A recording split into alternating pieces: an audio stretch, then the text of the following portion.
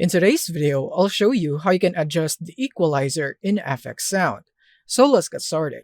So basically, to adjust this, all you have to do is open the FxSound app, and you should already see this. Now you can just drag the sliders right here according to your preferences, and that's basically how you adjust it. But the process that I recommend is that you want to go here into the top left, and in here you want to choose a preset. So what are you using this sound for? You can choose a preset based on that.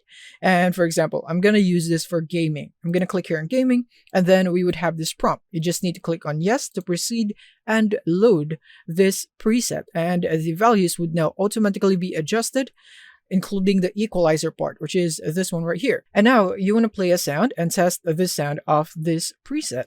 And just basically here if it's good already for you, or if there are some changes.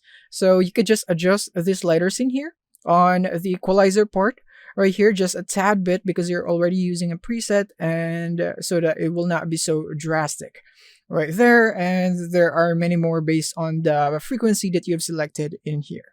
So you could just tailor it to your preference. So that's it on how you can adjust the equalizer.